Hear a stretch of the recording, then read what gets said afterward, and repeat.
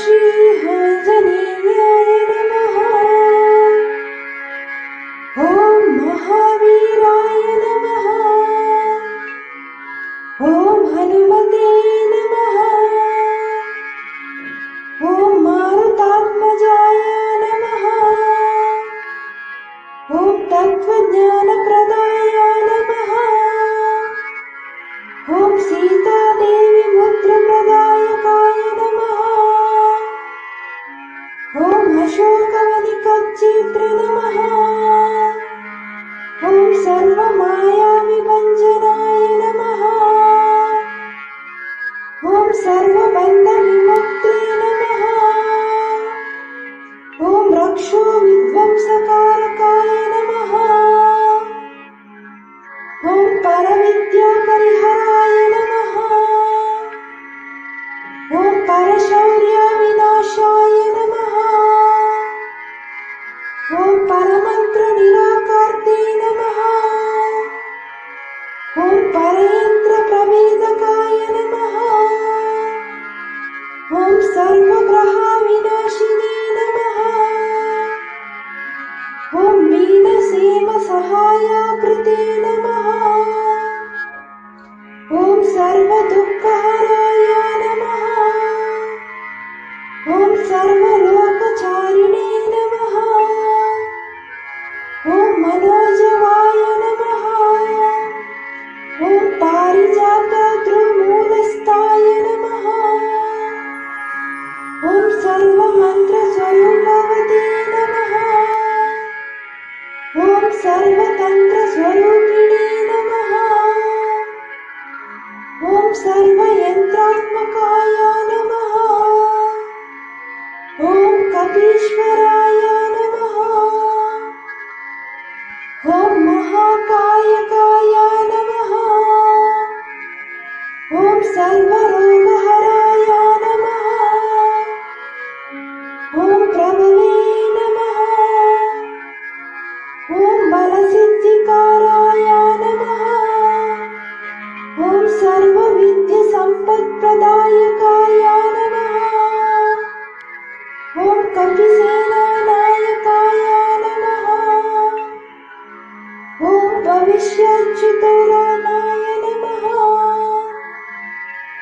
ॐ कुमारब्रह्मचारिणे नमः।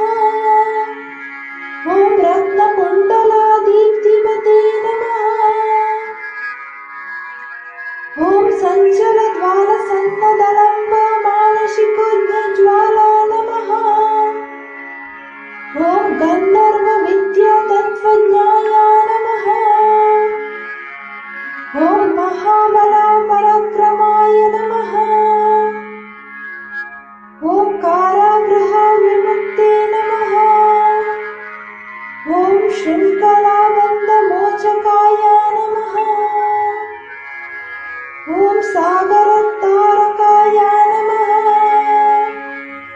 ॐ प्रजाय नमः। ॐ रामदूताय नमः। ॐ प्राक्तावतये नमः।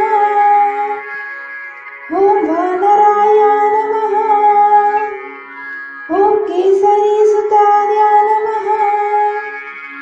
ॐ सीताशोकनिवारकाय नमः।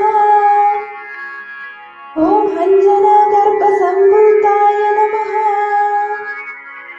ॐ बालार्कसदृशनाय नमः। ॐ विभीषणप्रियकाय नमः। ॐ दशग्रीवकुलान्तकाय नमः। ॐ लक्ष्मणप्राणदात्रे नमः।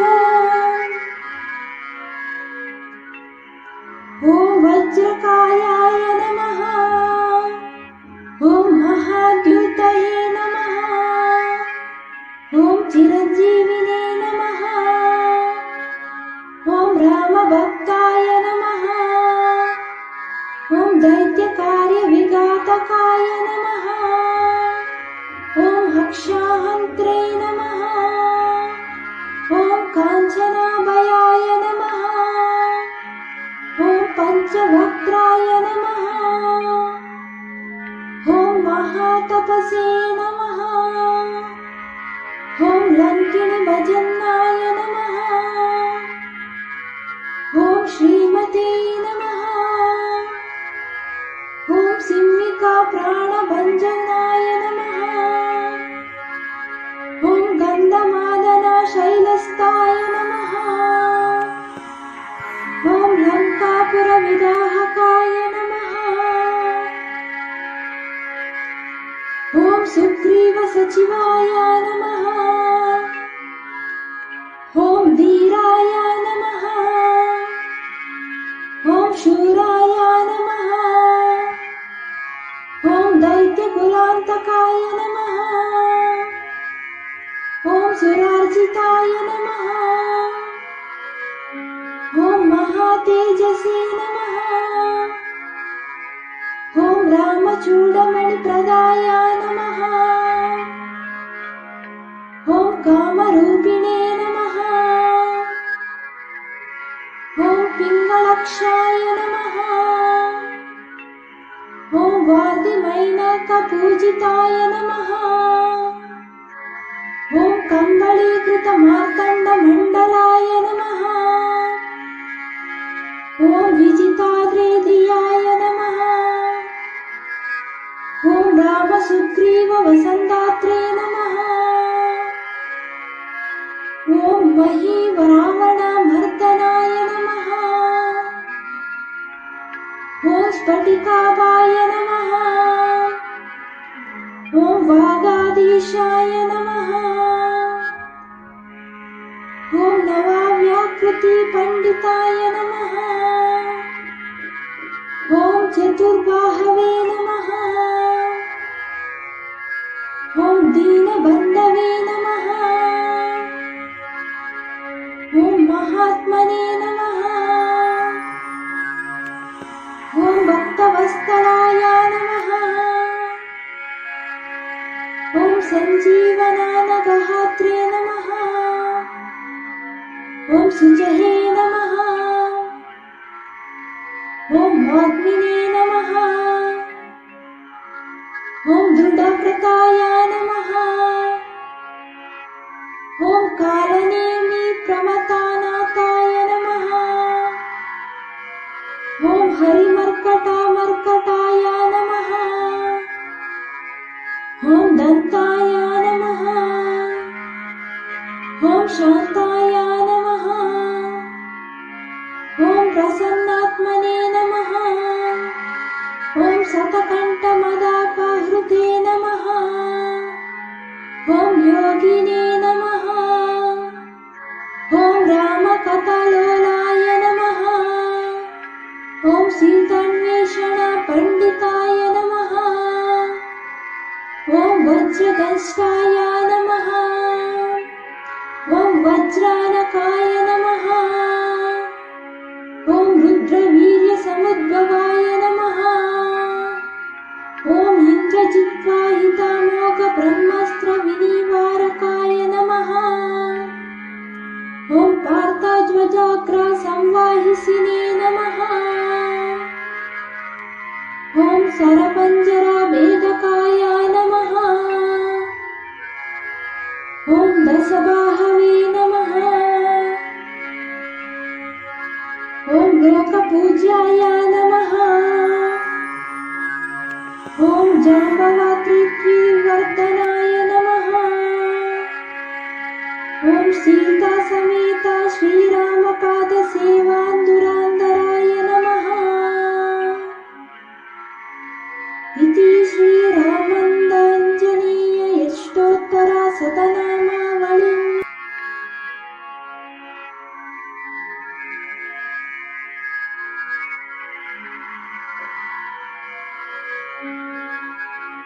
ॐ श्री आञ्जनेयाय नमः। ॐ महावीराय नमः। ॐ हनुमते नमः। ॐ मारुतात्मजाय नमः। ॐ तत्त्वज्ञानप्रदाय नमः। ॐ ॐ सीतादेवी मुद्रप्रदायकाय नमः। ॐ अशोकवनिकच्चित्रे नमः। ॐ सर्वमायाविभञ्जनाय नमः। ॐ सर्वबन्धविमुक्त्रे नमः। ॐ रक्षोविध्वंसकारकाय नमः। ॐ परविद्यापरिहराय नमः। ॐ परशौर्यविनाशाय नमः। ॐ परमन्त्रनिराकर्ते नमः। ॐ परेन्द्रप्रवेदकाय नमः। ॐ सर्वग्रहविनाशिने नमः। ॐ मीनसेनसहायाकृते नमः। ॐ सर्वदुःखहराय नमः। ॐ सर्वलोकचारिणे नमः। ॐ मनोजवाय नमः। ॐ पारिजातद्रुमूलस्थाय नमः। ॐ सर्वमन्त्रस्वरूपवते नमः। ॐ सर्वतन्त्रस्वरूपिणे नमः। ॐ सर्वयन्त्रात्मकाय नमः। ॐ कपीश्वराय नमः। ॐ महाकायकाय नमः। ॐ सर्वरोगहराय नमः। ॐ प्रभवे नमः। ॐ बलसिद्धिकाराय नमः। ॐ सर्वविद्यासम्पत्प्रदायकाय नमः। ॐ कपिसेनानायकाय नमः। ॐ भविष्यच्युतोरणाय नमः। ॐ कुमारब्रह्मचारिणे नमः। ॐ रत्नकुण्डलादीप्तिमते नमः। ॐ सञ्चलद्वारसन्नदलम्बमानशिखोज्ज्वला नमः। ॐ गन्धर्वविद्यातत्त्वज्ञाय नमः। ॐ महाबलपराक्रमाय नमः। ॐ कारागृहविमुक्ते नमः। ॐ शृङ्खलाबन्धमोचकाय नमः। ॐ सागरोद्धारकाय नमः। ॐ प्रजाय नमः। ॐ रामदूताय नमः। ॐ प्राप्तावतये नमः। ॐ वानराय नमः। ॐ केसरीसुताय नमः। ॐ सीताशोकनिवारकाय नमः। ॐ अञ्जनागर्भसम्भूताय नमः। ॐ बालार्कसदृशनाय नमः। ॐ विभीषणप्रियकाय नमः। ॐ दशग्रीवकुलान्तकाय नमः। ॐ लक्ष्मणप्राणदात्रे नमः। ॐ वज्रकायाय नमः। ॐ महाद्युतये नमः। ॐ चिरञ्जीविने नमः। ॐ रामभक्ताय नमः। ॐ दैत्यकार्यविघातकाय नमः। ॐ हक्षाहन्त्रे नमः। ॐ काञ्चनाभयाय नमः। ॐ पञ्चवक्त्राय नमः। ॐ महातपसे नमः। ॐ लङ्किणीभजनाय नमः। ॐ श्रीमते नमः। ॐ सिंहिकाप्राणभञ्जनाय नमः। ॐ गन्धमादनशैलस्थाय नमः। ॐ लङ्कापुरविदाहकाय नमः। ॐ सुग्रीवसचिवाय नमः। ॐ धीराय नमः। ॐ शूराय नमः। ॐ दैत्यकुलान्तकाय नमः। ॐ सुरार्जिताय नमः। ॐ महातेजसे नमः। ॐ रामचूडमणिप्रदाय नमः। ॐ कामरूपिणे नमः। ॐ पिङ्गलक्षाय नमः। ॐ वार्धिनैनकपूजिताय नमः। ॐ कम्बलीकृतमार्तण्डमण्डलाय नमः। ॐ विजिताद्रेधियाय नमः। ॐ रामसुग्रीववसन्तात्रे नमः। ॐ महीरावणमर्दनाय नमः। ॐ स्फटिकाभाय नमः। ॐ वागाधीशाय नमः। ॐ नवाव्याकृतिपण्डिताय नमः। ॐ चतुर्बाहवे नमः। ॐ दीनबन्धवे नमः। ॐ महात्मने नमः। ॐ भक्तवत्सलाय नमः। ॐ सञ्जीवनानगहात्रे नमः।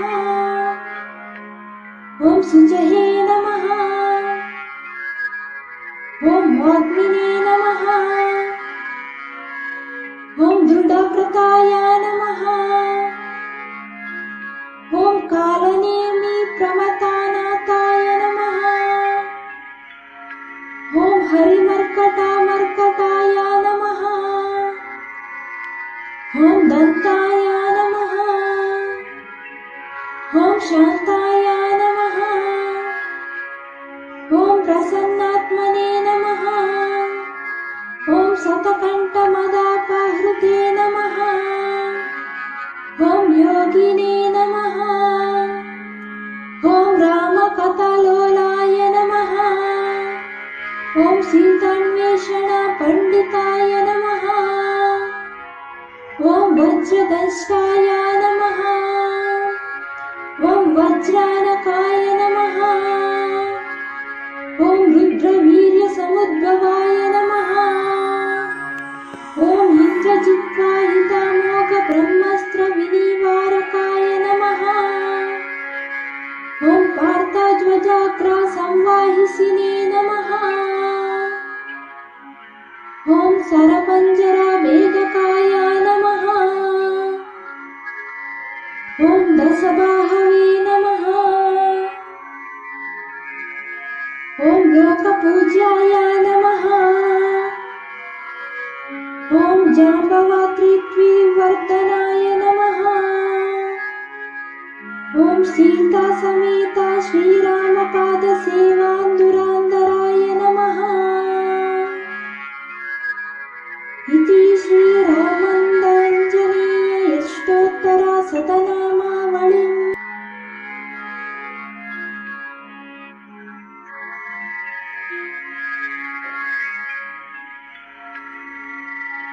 ॐ श्री आञ्जनेयाय नमः। ॐ महावीराय नमः। ॐ हनुमते नमः। ॐ मारुतात्मजाय नमः।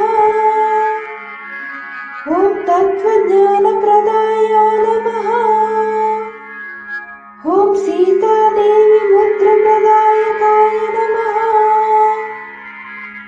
ॐ अशोकवनिकच्चित्रे नमः। ॐ सर्वमायाविभञ्जनाय नमः।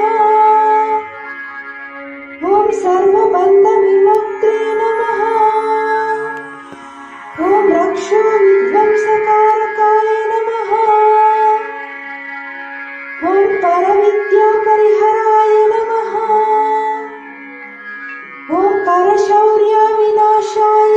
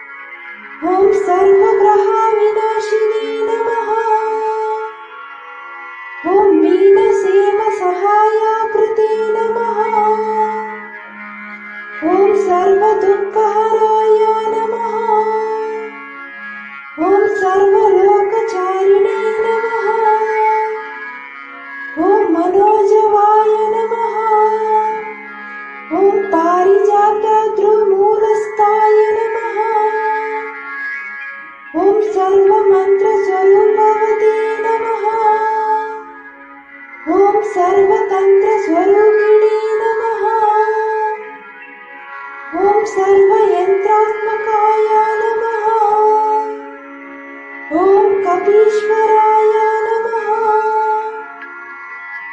ॐ महाकायकाय नमः। ॐ सर्वरोगहराय नमः। ॐ प्रभवे नमः। ॐ बलसिद्धिकाराय नमः। ॐ सर्वविद्यासम्पत्प्रदायकाय नमः। ॐ कपिसेनानायकाय नमः। ॐ भविष्यच्युतरानाय नमः। ॐ कुमारब्रह्मचारिणे नमः।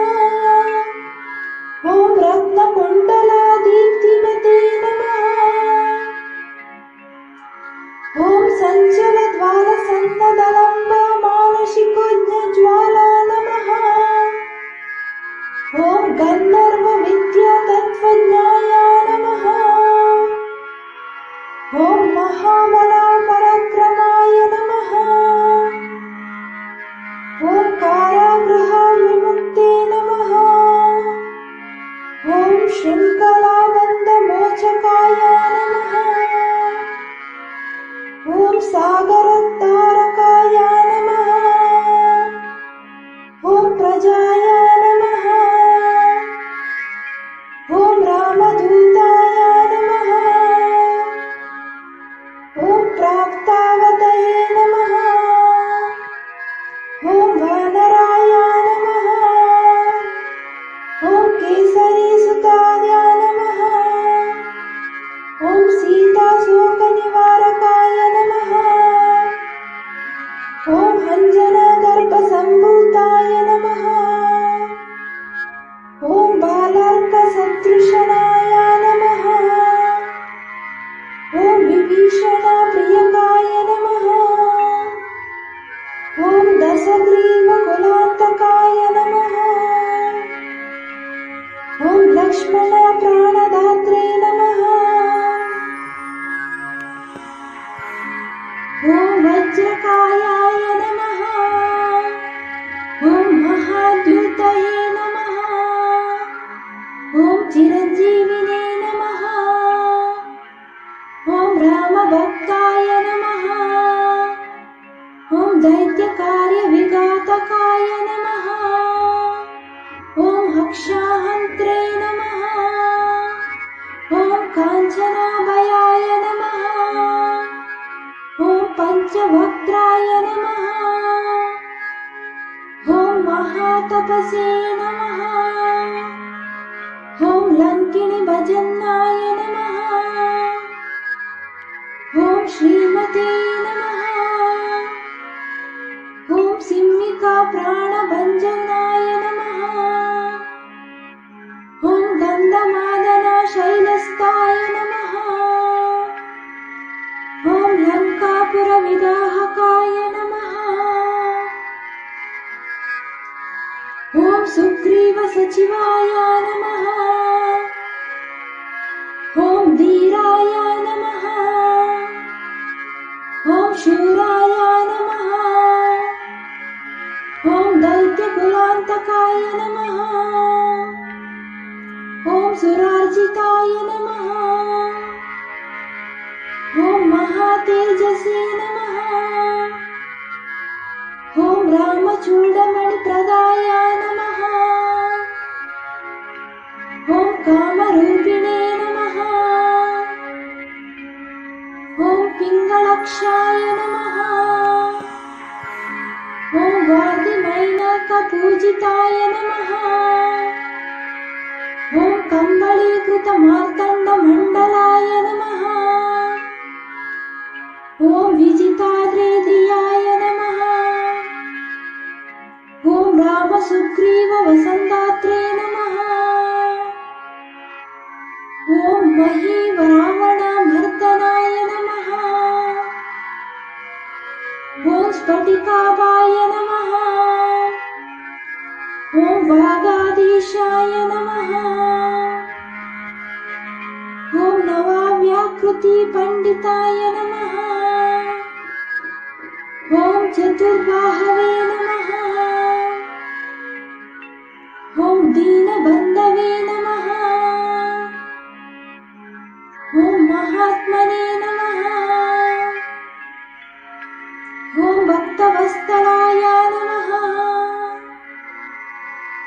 ॐ सञ्जीवनानगहात्रे नमः। ॐ शुचये नमः। ॐ वाग्मिने नमः। ॐ दृढव्रताय नमः।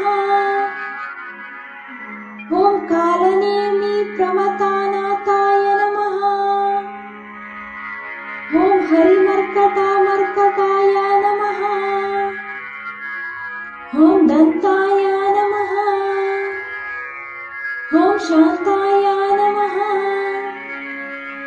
ॐ प्रसन्नात्मने नमः।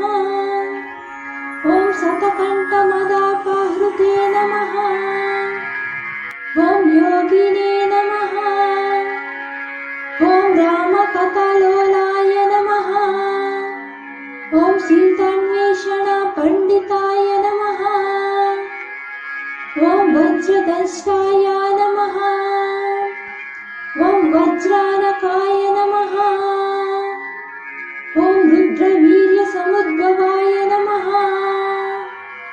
ॐ इन्द्रजिह्वाहितामोघब्रह्मास्त्रविनिवारकाय नमः।